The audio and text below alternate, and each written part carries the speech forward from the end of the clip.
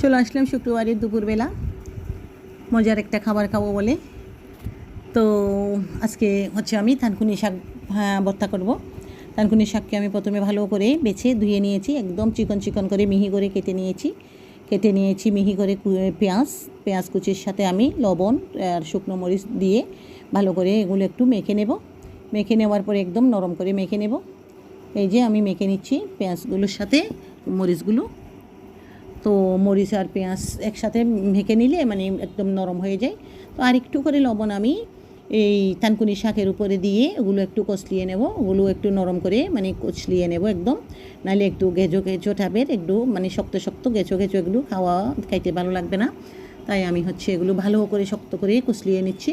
দেখতেই পাচ্ছেন আমি হাতের পজিশন দেখে বুঝতে পারতেছেন আমি কিভাবে কষলানো হয়ে গেছে। পেঁয়াজ প্লাস এই হচ্ছে শাক দুটোটাই মোটামুটি রেডি হয়ে গেছে। এখন আমি এখানে সরিষার তেল দিব। পেঁয়াজের সাথে আগে সরিষার তেল আমি মিক্স করে তারপরে আবার একসাথে শাক আর পেঁয়াজ মানে কষলিয়ে নেব। এই যে আরেকটু কষলিয়ে নিচ্ছি যাতে আরও একটু নরম হয়ে যায়। মানে যত মোলায়েম হবে শাকটা, ভর্তাটা যত মোলায়েম হবে তত খেতে ভালো লাগবে। তাই হচ্ছে আমি ভালো করে একটু কষলিয়ে নিচ্ছি। এখন দিয়ে দিচ্ছি সরিষার তেল, একদম খাঁটি ঝাঁঝালো সরিষার তেল। এটা হচ্ছে দিনাজপুর থেকে এনেছিলাম। তো এগুলো ভর্তার মধ্যে আমি ইউজ করি, তবে বেশি তেল খাই না। বেশি তেল খাওয়া আমার বারণ আছে, হার্টের প্রবলেম। তো আমি ফ্রাইডে শুক্র শনিবার যে 2 দিন আমার বন্ধ থাকে, সেই 2 দিন আমি শাকসবজিগুলো গুজে রান্না করি। এই আজকে শুক্রবারে ইচ্ছা করলো যে আমি আজকে থানকুনি পাতা ভর্তা খাবো। কালকে কিনে এনেছিলাম।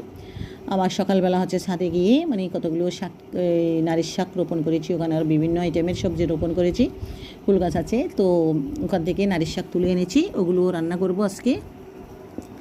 এখন আমার শাক ভালো করে সবগুলো নিয়ে একদম ভালো করে একদম হচ্ছে কষলিয়ে নিয়েছি। বুঝতেই পারছেন আমি কি পরিমাণে কষলাইছি, যে আমার হাতের পজিশন দেখে বুঝতে পারছেন।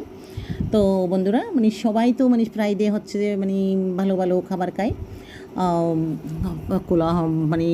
মাছ মাংস পোলাও কোরমা এগুলো রান্না করে ফ্রাইডে সবাই বন্ধের মধ্যে বাসায় থাকে। তাই কিন্তু আমি একটু ব্যতিক্রম। আমি হচ্ছে শাকসবজি রান্না করি, শাকসবজি খাই। ওই শাকসবজিগুলো আমি অন্য সময় খাওয়ার তেমন একটা সময় সুযোগ পাই না। রাত্রে এসে যেটা ফ্রিজ থেকে বের করে সুযোগ হয়ে রান্না করে ফেলি। তো বন্ধুরা, আমার আজকের দুপুরের শুক্রবারের আয়োজনটা কেমন হয়েছে আপনারা সবাই একটু বলবেন। আমার ভর্তাটা কেমন হয়েছে। এতক্ষণ সঙ্গে থাকার জন্য অনেক অনেক ধন্যবাদ। সবাই ভালো থাকবেন। পরবর্তীতে আবার নতুন কোনো ভিডিওতে দেখা হবে। নমস্কার সবাইকে।